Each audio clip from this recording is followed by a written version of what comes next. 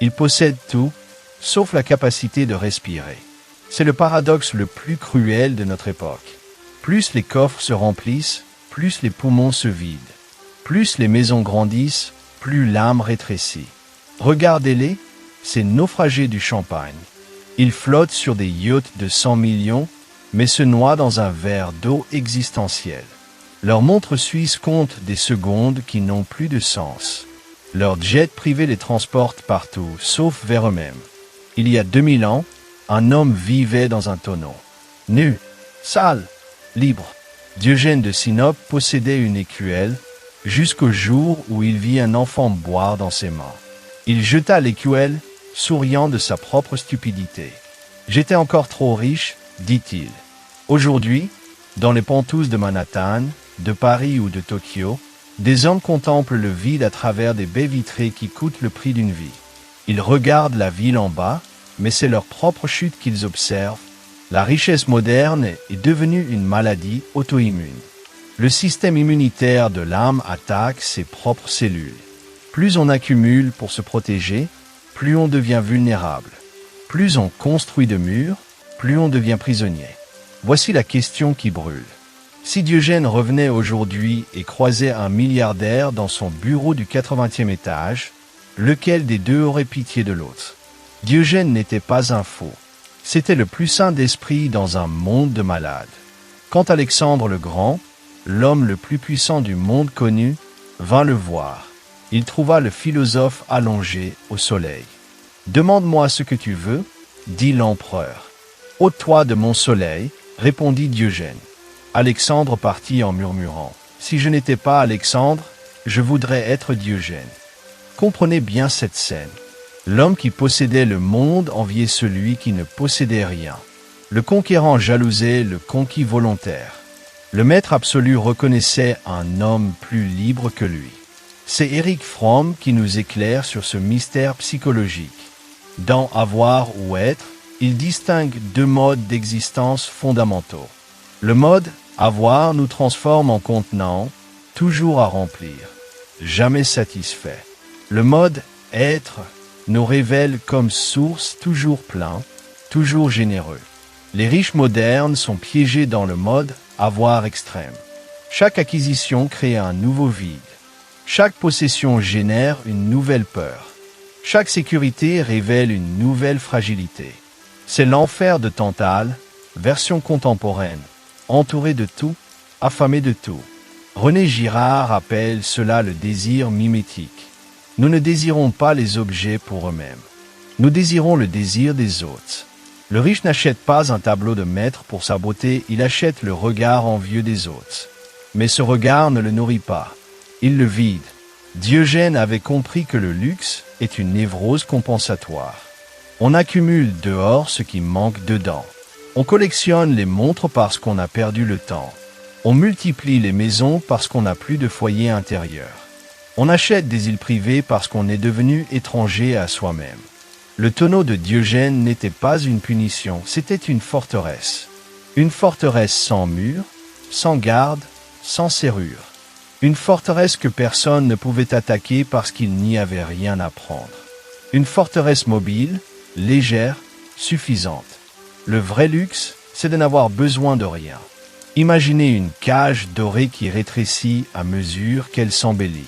Chaque nouveau barreau est une œuvre d'art. Chaque restriction devient plus précieuse. L'oiseau prisonnier finit par aimer sa cage, non pas malgré sa captivité, mais à cause d'elle. C'est exactement ce qui arrive aux ultra-riches modernes. Leur prison est si belle qu'ils ne voient plus les barreaux.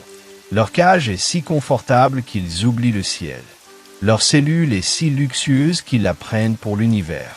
L'anxiété de la perte devient leur compagne permanente. Plus on possède, plus on craint. C'est mathématique, implacable. Celui qui a une maison craint un voleur. Celui qui a 10 maisons craint 10 fois plus. Celui qui a 100 maisons ne dort plus, il compte ses peurs. Le syndrome de l'imposteur frappe particulièrement les ultra-riches. Ils savent, au fond, que leur fortune repose souvent sur le hasard. Naissance, timing, connexion, chance. Cette conscience crée une fissure dans leur identité. Suis-je vraiment ce que je possède?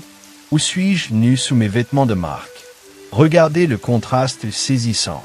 Le vagabond traverse la ville en sifflant. Ses poches sont vides, son cœur léger. Il peut dormir sous n'importe quel pont, manger n'importe quel pain, parler à n'importe qui. Sa pauvreté est sa passeport universel. Le millionnaire traverse la même ville en blindé. Ses poches sont pleines, son cœur lourd.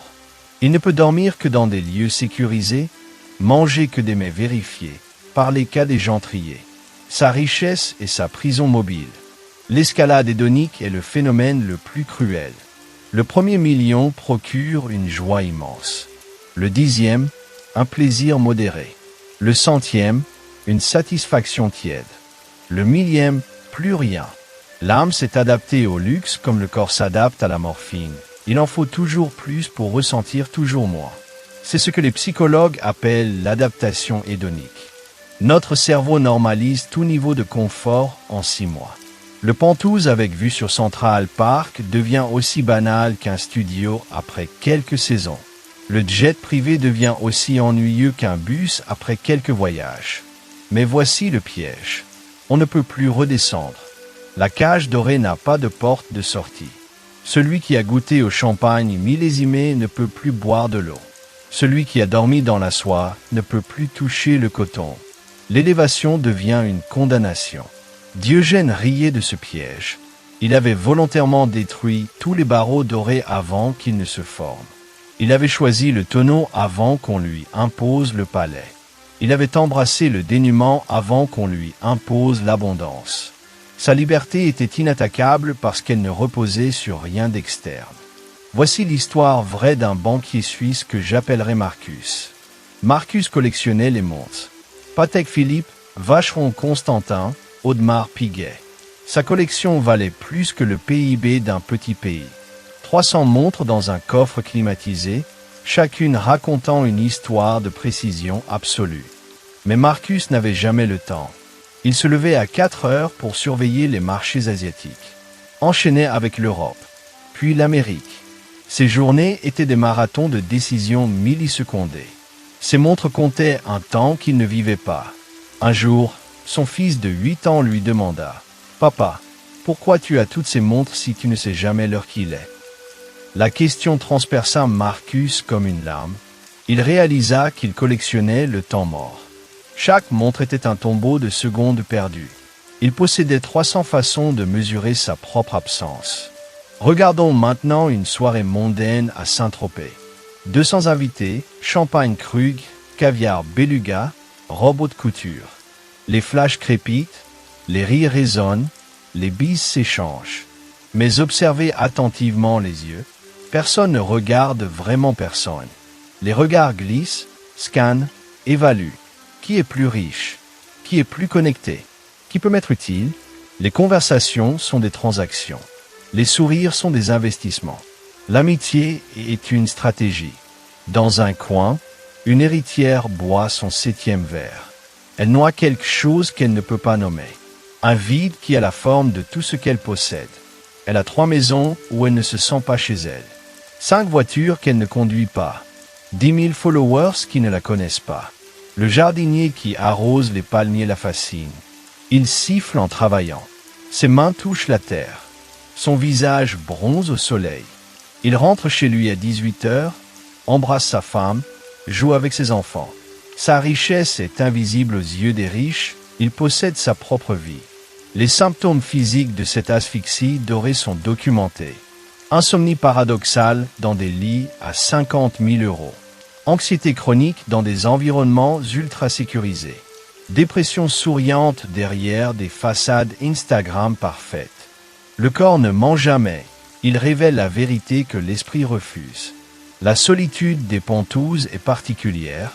Ce n'est pas la solitude du moine ou de l'ermite, choisie, féconde, méditative. C'est la solitude du roi Midas. Tout ce qu'on touche se transforme en or, y compris les relations humaines. Les amis deviennent des opportunités. Les amours deviennent des alliances. Les enfants deviennent des héritiers. Un milliardaire américain m'a confié un jour. Je peux acheter n'importe quelle compagnie. Mais je ne peux pas acheter une vraie compagnie, quelqu'un qui m'aime pour ce que je suis quand je ne suis rien. Cette phrase contient toute la tragédie moderne. La richesse extrême crée une bulle d'irréalité. On ne sait plus si on est aimé ou si on est un compte en banque avec un visage. On ne sait plus si on est respecté ou si on est un distributeur de billets déguisé en humain. Le doute empoisonne chaque relation. Même l'amour devient suspect. Surtout l'amour. Les riches finissent par ne faire confiance qu'à ceux qui sont aussi riches qu'eux, réduisant leur monde à un club de plus en plus fermé, de plus en plus vide. Diogène, lui, pouvait faire confiance à tous. Personne ne pouvait l'exploiter, il n'avait rien. Personne ne pouvait le manipuler, il ne voulait rien. Personne ne pouvait le trahir, il n'attendait rien. Sa pauvreté était son bouclier, sa nudité était son armure. Fermez les yeux. Maintenant, imaginez. Vous perdez votre compte en banque principale. Respirez. Que reste-t-il de vous? Vous perdez votre maison. Respirez plus profondément. Êtes-vous toujours là? Vous perdez votre voiture, vos bijoux, vos vêtements de marque. Continuez à respirer. Qui êtes-vous maintenant? Cet exercice mental n'est pas une punition, c'est une libération. Les stoïciens l'appelaient premeditatio malorum, la préméditation des mots. Non pas pour devenir pessimiste, mais pour devenir indestructible. Si vous pouvez survivre à la perte imaginaire, la possession réelle perd son pouvoir sur vous. Marcus Aurèle, empereur de Rome, pratiquait cet exercice chaque matin. Il imaginait la perte de l'Empire, la trahison de ses proches, sa propre mort. Puis il ouvrait les yeux, souriant. Il était toujours là, au centre de lui-même, intact. L'Empire devenait alors un simple outil, non une identité. Distinguons maintenant les besoins authentiques des désirs artificiels. Le corps a besoin de 2000 calories par jour. Pas de caviar, de calories. Le corps a besoin d'abri. Pas de marbre de Carrare, d'un toit. Le corps a besoin de chaleur humaine. Pas de réseaux sociaux, de connexion réelle. Tout le reste est construction mentale. La différence entre un sac à 10 € et un sac à 10 000 € n'existe que dans notre tête. Les deux transportent les mêmes objets. Les deux s'usent avec le temps. La différence est purement symbolique. Nous payons pour une histoire que nous nous racontons. Voici la méditation du tonneau. Asseyez-vous dans la pièce la plus simple de votre maison. Regardez autour de vous.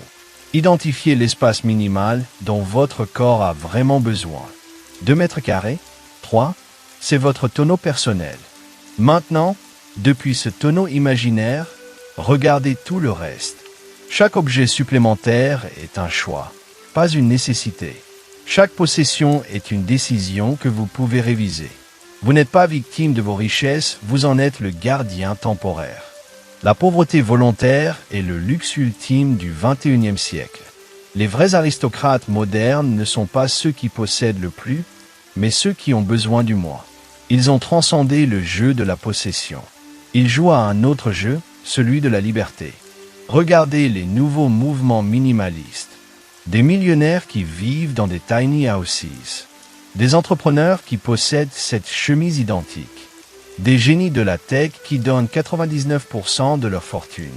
Ils ont compris le secret de Diogène. Moins on a, plus on est. Mais attention au piège du minimalisme ostentatoire. Certains transforment la simplicité en nouveau luxe. Ils achètent le vide à prix d'or. Leurs appartements dépouillés coûtent plus cher que des palais. Ils ont remplacé l'accumulation d'objets par l'accumulation d'absence, c'est toujours de l'accumulation. Le vrai dépouillement est invisible. Il ne se photographie pas sur Instagram. Il ne se vante pas dans les dîners. Il se vit dans le silence de sa propre conscience. C'est un désarmement intérieur progressif, patient, radical. Posez-vous ces questions fondamentales. Que reste-t-il quand tout disparaît? Qui suis-je sans mes titres? Quelle est ma valeur sans mes comptes? Si je me réveillais amnésique et sans papier, serais-je toujours moi? La réponse à ces questions est votre vraie richesse. C'est ce noyau irréductible que Diogène cultivait. Ce centre qui ne peut être ni donné ni pris. Cette essence qui survit à toutes les pertes. C'est cela, la vraie fortune, être riche de soi-même. Un exercice final pour aujourd'hui. Choisissez un objet de luxe que vous possédez. Regardez-le attentivement, puis donnez-le, pas par sacrifice héroïque, mais par curiosité expérimentale. Observez ce qui se passe en vous. La panique, le soulagement, l'indifférence. Cette observation est le début de la liberté. Voici la révélation qui change tout. La vraie richesse est l'absence de besoin. Pas l'absence de désir, l'absence de besoin. Le désir peut danser librement quand il n'est plus enchaîné au besoin. Le désir devient alors création pure, jeu gratuit, élan vital. Le besoin, lui, est toujours mendiant. Comprenez ce paradoxe absolu. Le millionnaire qui ne peut dormir sans somnifère est plus pauvre que le clochard qui s'endort sous les étoiles. Le premier dépend d'une industrie pharmaceutique. Le second ne dépend que de sa fatigue naturelle. L'homme qui possède 10 maisons mais craint de les perdre est plus pauvre que celui qui n'en a aucune et n'en désire pas. Le premier vit dans l'anxiété permanente. Le second vit dans la paix structurelle. C'est exactement ce qu'Alexandre comprit face à Diogène. Le conquérant réalisa qu'il était l'esclave de sa conquête. Chaque nouvelle ville conquise créait de nouveaux ennemis. Chaque nouveau territoire exigeait de nouvelles garnisons. Son empire grandissait, sa liberté rétrécissait. Diogène, dans son tonneau, était plus empereur qu'Alexandre. Son empire n'avait pas de frontières à défendre. Son royaume n'avait pas de sujets à contrôler. Sa richesse n'avait pas de voleurs à craindre. Il régnait sur l'univers entier parce qu'il n'en réclamait aucune parcelle. L'élégance suprême est de n'avoir rien à prouver. Regardez comment les vrais riches se cachent. Pas les nouveaux riches qui étalent, mais les anciens riches qui disparaissent. Ils ont compris que la visibilité est une vulnérabilité. Ils pratiquent l'invisibilité comme un art martial. Mais Diogène allait plus loin. Il n'avait même pas besoin de se cacher.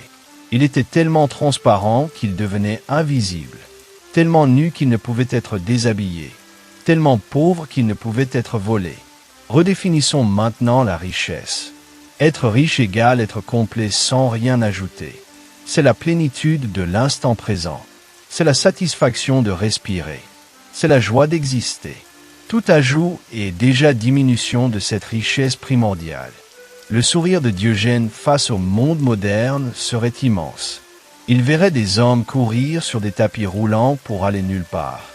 Il verrait des femmes s'affamer volontairement tout en payant des fortunes pour manger. Il verrait des enfants déprimés dans des chambres pleines de jouets. Il rirait, non par moquerie, mais par compassion. Le même rire du Bouddha devant les illusions. Le rire de celui qui voit le jeu et refuse d'y jouer. Le rire de celui qui a trouvé la sortie du labyrinthe pendant que les autres cherchent encore de nouveaux couloirs. Voici le secret que les riches pressentent mais n'osent affronter. Leur richesse et leur pauvreté. Plus ils accumulent pour combler le vide, plus le vide grandit. C'est un trou noir économique, plus on y met de matière, plus sa gravité augmente. Diogène avait inversé l'équation. Au lieu de remplir le vide, il l'avait embrassé. Au lieu de fuir le manque, il l'avait épousé. Au lieu de craindre le rien, il en avait fait son royaume.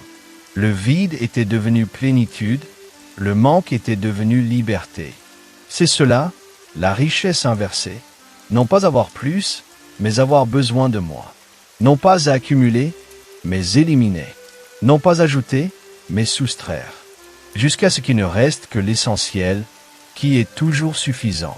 Le capital véritable n'est pas dans les banques. Il est dans la capacité à être heureux avec peu. C'est un capital que personne ne peut saisir, qu'aucune crise ne peut détruire, qu'aucune inflation ne peut éroder. C'est le capital de l'être. L'océan n'a besoin d'aucun ornement pour être majestueux. Ses vagues ne portent pas de bijoux. Ses profondeurs ne cachent pas de coffre. Sa puissance vient de son mouvement nu, de sa respiration millénaire, de sa simplicité absolue. Diogène était comme l'océan, complet dans son dénuement, puissant dans sa vulnérabilité, infini dans sa limitation. Son tonneau n'était pas un refuge, c'était un cosmos portable, un univers de poche.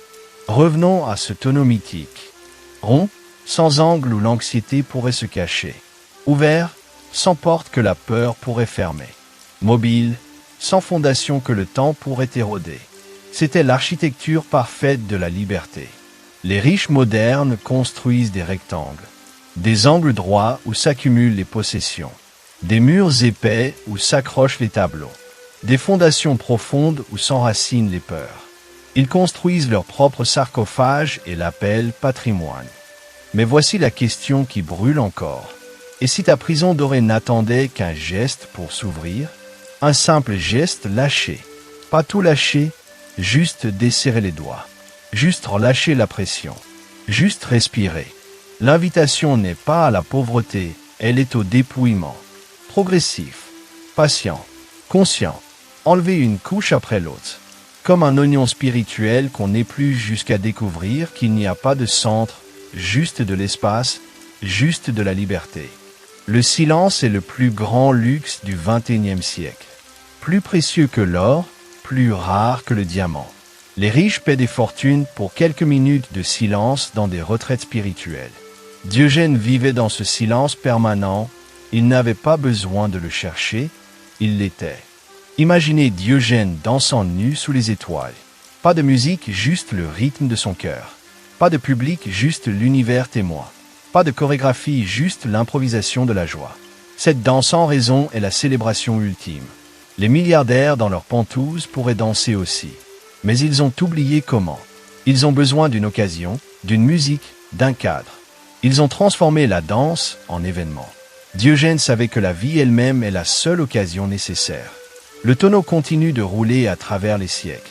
Il roule devant les banques, les bourses, les palais. Il roule, indifférent aux fluctuations des marchés. Il roule, portant son message radical, « Tu n'as besoin de rien pour être tout ». Un dernier secret avant le silence. Les riches qui s'étouffent dans le luxe cherchent tous la même chose, la permission d'être simple. La permission de marcher pieds nus. La permission de manger avec les doigts. La permission d'être humain. Cette permission, personne ne peut la donner, elle se prend. C'est un acte de courage dans un monde qui confond valeur et prix. C'est une révolution dans un système qui confond identité et possession. C'est une renaissance dans une culture qui confond vie et accumulation. Diogène ne demandait pas la permission. Il prenait le soleil comme un roi. Il buvait l'eau comme du vin. Il dormait sur la terre comme sur un nuage. Sa richesse était si évidente qu'elle en devenait invisible aux yeux habitués alors. Le silence maintenant s'installe. Non pas un silence vide, mais un silence plein. Plein de tout ce qui n'a pas besoin d'être dit. Plein de tout ce qui n'a pas besoin d'être possédé. Plein de tout ce qui est déjà là.